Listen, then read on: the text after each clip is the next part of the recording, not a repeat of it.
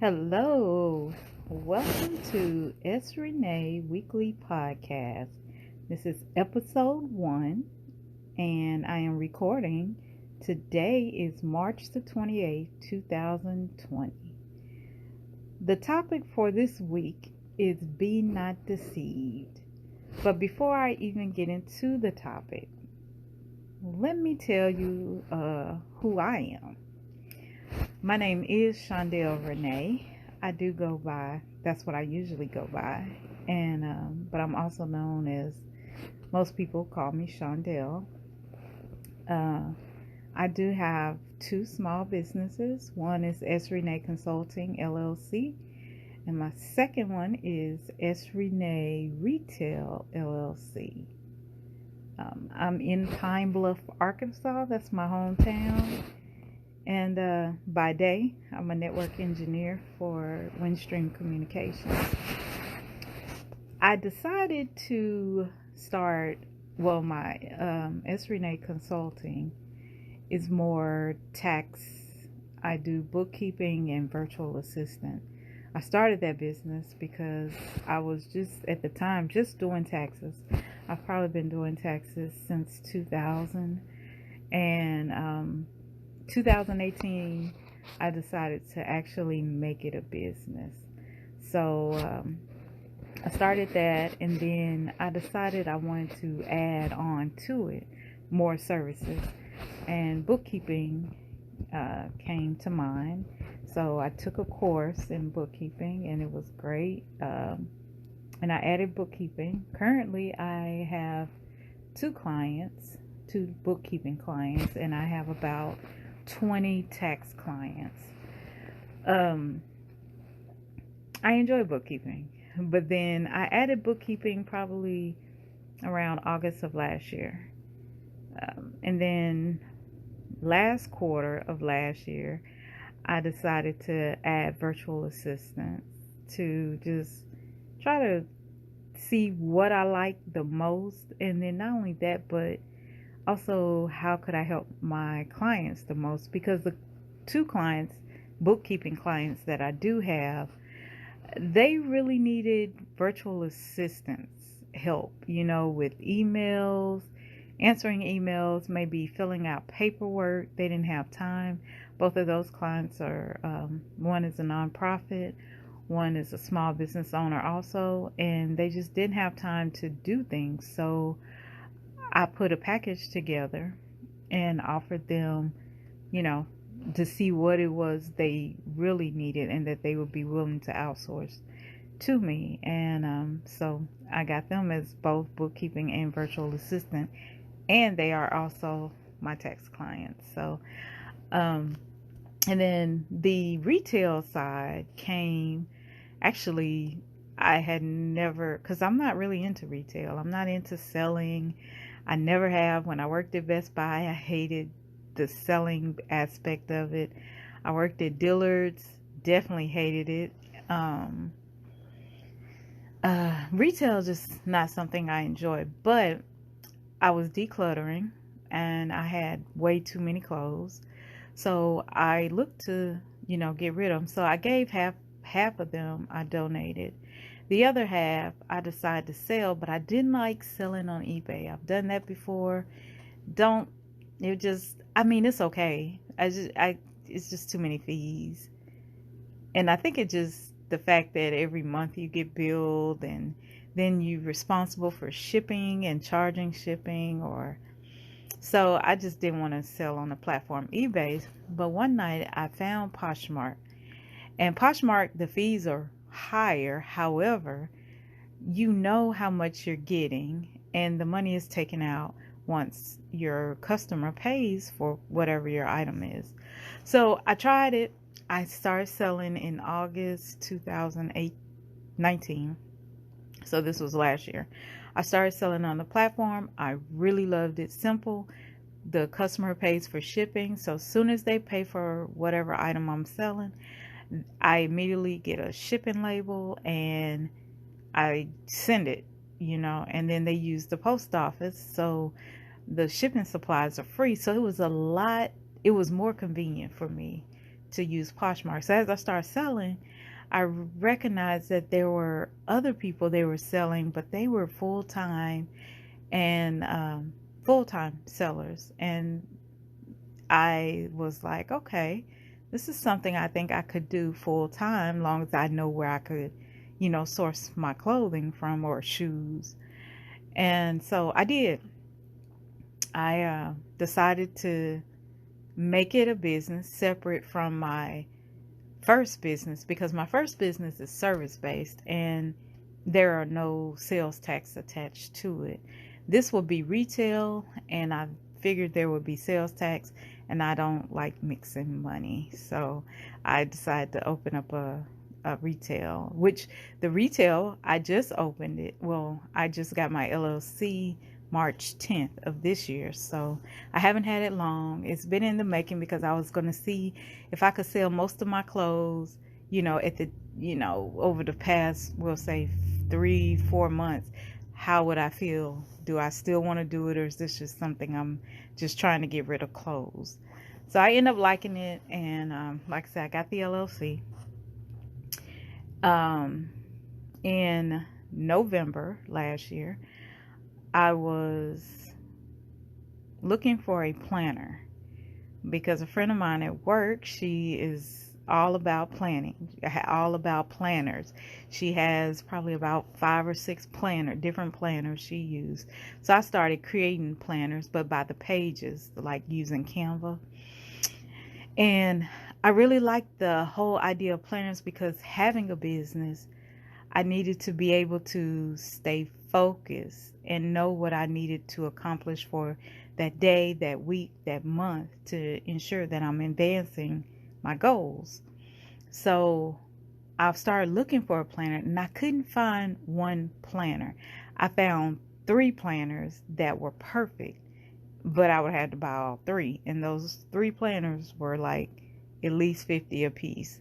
So I wanted a all-in-one planner. I wanted a Christian planner with finances and daily, just your daily regular planner stuff. And it was something else I needed in there. Oh, like when I plan my meal preps, I needed a planner with all of that encompassed into one book. And I couldn't find that. So late November, a thought came across my mind, said, hey, why don't you just create your planner? Okay, not a bad idea. I think I will. So I created the planner in December. I had went on vacation from my job at Windstream, Christmas vacation. I think the 5th of December was my last day. So during that time, I created a planner with everything in it. And then I decided I would sell it. So I found a printer company, and I haven't, the printer company I sent them the paperwork and, I guess you could say I can't think of the word for it, but I sent them my version, my copy of the planner. So they got an idea of how much it would cost, and they gave me a price. So all I have to do now is get the planner to them and, buy a few copies, and I'm going to sell it on the platform, Poshmark platform. And not only that, but I also, while I was creating that planner, I created a notebook. I created just a few other things that I would also sell on Poshmark for right now. And that's it. So I have been definitely staying busy in the midst of this coronavirus. I've been working from home full time for the past 2 weeks. Usually I work from home Monday and Tuesday, and then Wednesday, Thursday, I drive 45 minutes to an hour to my job. So now I'm 100% work from home until further notice, which is great because I don't have to drive on 2 days a week. And Also, at the end of December, I guess December was the month I've had so many ideas. I decided to create a podcast, and that brings me to where I am now. This podcast was actually supposed to go out yesterday, and it didn't. So it's going out tonight. Well, really, it's, let's see, 1:36 in the morning. And so, um, but the topic I said was be not deceived. A lot of times you may hear this, and first thing come to your mind is scripture. In the Bible, Jesus, said, "Hey, in the end times, be watchful and be not deceived." He tells us in numerous scriptures, to in the end times that people are going to come in His name, and you have to be able to know the real thing, he and but it also pertains in business. And the way I came out with this topic was a few weeks ago. I was working with a nonprofit, and the lady over the nonprofit was checking her emails, and she's really a busy lady. She's truly busy in the community. She's either doing food giveaways or visiting the sick, praying for the sick, going to the hospitals. I mean, she's consistently ripping and running, serving the community. And she gets her email on her phone. She got this email. Our email looks authentic. When I saw the email, I probably would have not really second guess the email because it looks so authentic from Yahoo. And so it was telling her about her account and that she needed to sign in. True enough, that would have been a red flag, but she clicked on the link and she signed in. And from there, everything went downhill. She contacted me. The person got access to her email, all of her accounts. I'm talking Facebook, everything. They got access to so much stuff after, not just the email. And it took about a week for us to get all of that stuff undone, and it was just a headache, And one of the things because we sat down and she was like, through all of this, what is God telling us? Because she's a pastor. So she was like, what is God trying to say in all this? And one of the things that came to mind was, be not deceived. But the thing is, sometimes, let's just say we're an expert. You're an expert in whatever field you're in. So you would be able to pick that up. Like, hey, this email it looks authentic, but it's not. But when you're busy and you're multitasking, you're not really paying attention. You glance down, you see the email. Oh, okay, this looks authentic. Let me go ahead and do this, And that can appear not just in an email sense, okay? It could be in a business sense. I guess you could say you see somebody and they want to do business with you, a vendor or a partner or somebody, a partner. And you first glance, you're like, okay, they sound good. They're talking, everything seems, they have crossed all their, dotted their I's and crossed all their T's. But then you're so busy, you're not really concentrating, seeing that he's not authentic about what he's coming to you about. And then you sign a contract with him, and now you're locked in this contract, and it's all bad, So that's why I wanted to talk about this, because in our lives, we are so busy. And I believe this virus have allowed us to slow down. We don't have baseball games. We don't have kids' sports to go to. Kids aren't even in school. Everybody is at home. Majority of us are stuck at home. They're under shelter in place orders, or, you know, and we are able to slow down and see things.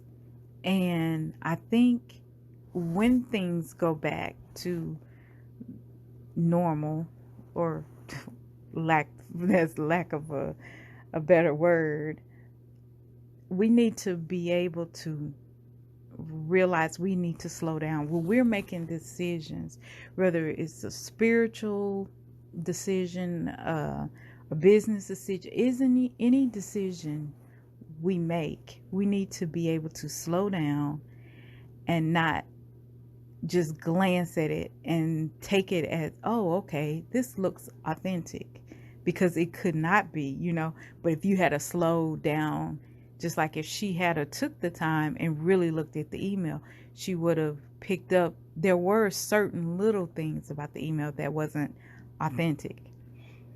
So that is my thought for this week. As you go through the week, we're probably already slowed down.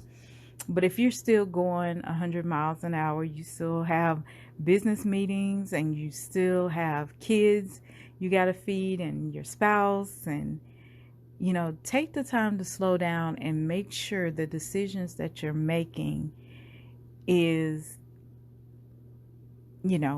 it's authentic, and that it is truly what you want, and that whatever that decision is, you look at it and look to make sure that it's what you want to do. It plays into your plan of how your goals, how you want to reach your goals. And just take your time and slow down. So I hope that wasn't confusing. But I just thought it was really interesting in that lesson, because a lot of times going through emails, because that's something I go through pretty quick. I'm multitasking. I'm not like 100% focused on that email. I'm like, okay, click, delete, and let me check this out. This looks interesting. And I'm not like totally paying attention. So I learned from her, like, hey, I need to slow down. When I go through emails, when I go through, even in conversations, sometimes you pick up something on the inside of you is just, when you're talking to somebody, you're like, man, something don't seem right about that person, but they're saying everything, not necessarily everything right, but they seem authentic. You looking at them directly in their eyes, they're looking at you in your eyes, and it's just like, okay, he or she is telling the truth, but something inside of you saying, no, don't go with that deal, don't do that. And I think when I think about this, I think about the story of Joshua. And in Joshua, there was a group that stayed, close to them. And see, Joshua was supposed to seek God for everything. And these guys, they said they came from afar off. They had moldy bread, and their wine was in these old bottles.